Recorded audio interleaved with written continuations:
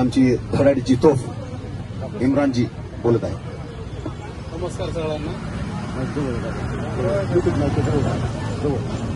ठीक आहे ना, आवाज येतो ना. आज आपण ज्या कारणाने जमलो बेमुदत आंदोलन कायम करा या मागणीसाठी, समायोजनासाठी किंवा पगारवाढीसाठी प्रत्येकाच्या मनामध्ये वेगळे वेगळे प्रश्न आहेत. मात्र सगळ्यात महत्वाचा प्रश्न मला वाटतो, तुम्हाला सन्मान मिळतो का काम करताना?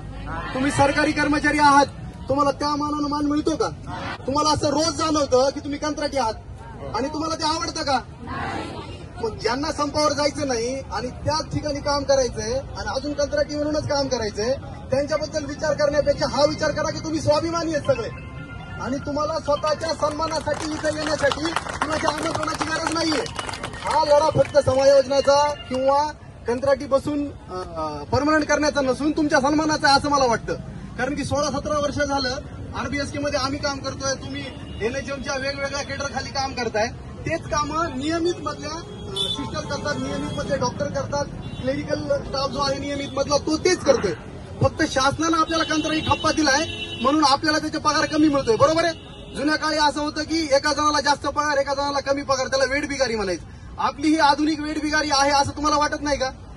मग आपल्या लढ्यासाठी दुसरे नियमित लोक येणार आहेत का संप करायला? मग आपल्यासाठी आपल्याला बोलवायची काय गरज आहे? शासन काढेल तर सगळ्याला काढेल ना. आपण एकटे उपाशी मरणार आहे का? एवढे उपाशी मरतील. मग एवढ्या उपाशी लोकांचा आवाज शासन ऐकणार नाही का? त्यामुळं घाबरून जाण्यापेक्षा किंवा एकामेकाला फोन करून व्हॉट्सअपद्वारे चर्चा करण्यापेक्षा, घ्यायची का माघार, तुला काय वाटतंय, होईल का नाही, ही चर्चा करण्यापेक्षा जे लोक नाहीत त्यांना आपण कसं घेऊ ह्याच्याबद्दल विचार करा. बारीक एकामेकाला फोन करायचा, आम्हाला काही खरं वाटेना आणि होईल का नाही काय गॅरंटी आहे आणि शासन लक्षात द्यायना आणि दुसरं आंदोलन चालू आहे आणि आपलं काय खरंय. आणि आता साहेबाचा फोन आला असता आणि तुम्ही संपावर नसले असते, एका मिनिटात तुम्ही ऑफिसला गेले असते. तिथं तुम्हाला कसा जोर येतो बरं काम करायला? हा, तुमची पगार 2 रुपयाची, तुम्हाला पगार 20 असतो, तुम्ही पाहुण्याला 40,000 सांगतात. तिथं तुम्हाला बरं मजा वाटते. हा, मेडिकल ऑफिसर 35,000 काम करतो, लोकांना सांगतो परमनंट आहे, 70-75 पडतो. अरे लाजा वाटू दे ना, तुम्ही कंत्राटीत ना.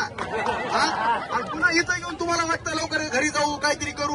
आपल्यासाठी लोक काय भांडतील, माझ्यासाठी मी भांडणार. मी बिझी आहे माझ्या जीवाला, पण संघटनेसाठी मी फ्री पाहिजे. मला 100 काम आहेत ते मी सोडणार, संघटनेसाठी मी उभा राहणार. मी लय जहागीरदार आहे ते सोडून द्यायचं, इथं यायचं उभं राहायचं. तुमच्यासाठी कोणी लढणार नाही आणि तुम्हाला तुमच्यासाठी जर लढायचं नसेल, आज हे बोलण्याचं कारण म्हणजे 16-17 वर्ष झालं मी ड्युटी केली. मला रोज असं वाटतं की मी बीएमएस डॉक्टर बनून नेमकं काय कमवलं. मग स्टॉकहोम सिंड्रोम नावाचा एक मानसिक आजार आहे, ज्या माणसानं अपहरण केलं असतं नंतर तेच माणूस